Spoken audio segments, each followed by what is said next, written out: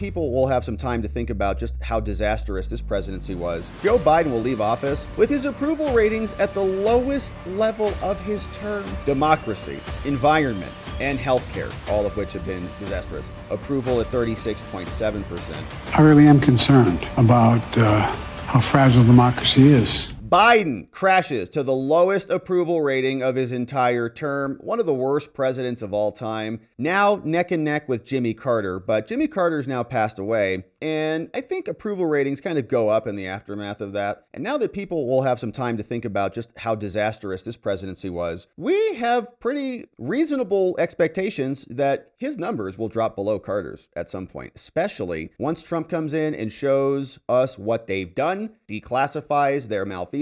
Those numbers are going to crater even further. But here's the background. Says Joe Biden will leave office with his approval ratings at the lowest level of his term and his favorability ratings close to his personal low. That's according to CNN. Many people view his term as a failure more than it was a success. 36% of demented Democrats say they approve of the way Biden handled his presidency. Amazing. Matching his previous low mark in a CNN polling. Lower ratings on immigration, 31%. Foreign affairs, 32%. Economy, 33%. Strongest issues, democracy, environment, and healthcare, all of which have been disastrous. Biden's favorability ratings, a measure of personal feelings rather than job performance, 33%, 58% unfavorable. And Democrats are even furious at him too, for not dropping out on time, for shoving Kamala down their throats, by endorsing her right after he was cooed out of there. First Lady Jill, same, 33%, no one likes her either. And it's not just on CNN. Kamala also dropping,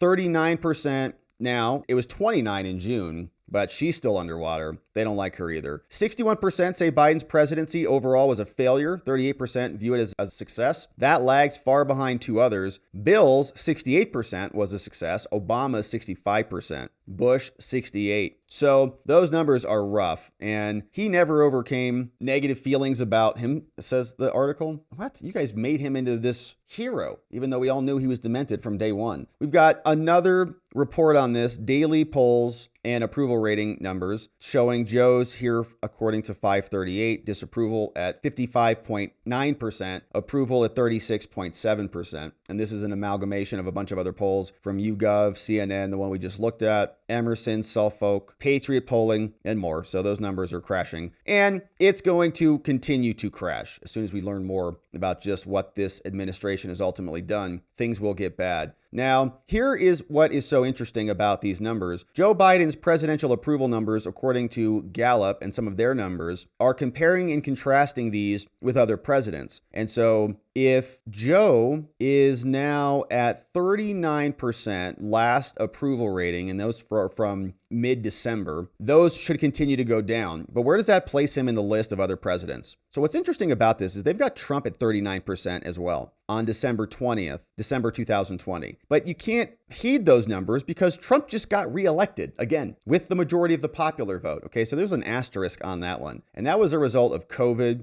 and the Democrats wrecking his entire administration. So that number, I think, is an asterisk, but he got reelected. So it's not that bad, right? Obama, 53, Bush, 51, Clinton, 58, HW, 49, Reagan, 59, Carter, 34. So he's not quite at Carter numbers. Look at Eisenhower's numbers in 1956 at 79%. So Joe Biden's doing a terrible job, and he can't talk. Somebody came by and gave him a little dumb interview last night in the Oval Office in his final days. The clock is ticking, can't go fast enough. Here's what that sounded like. You've served in government longer than any person who's ever served in this job. Gross. What did that feel like at the end of that speech? I didn't know where I was most of the time. I have no pushed idea out of the where I am room right now. as people were surrounding you, hugging you, and as that emotion was filling the room. But was there a sense of the release of a burden getting up from that desk? No, but there was a sense that of serious concern.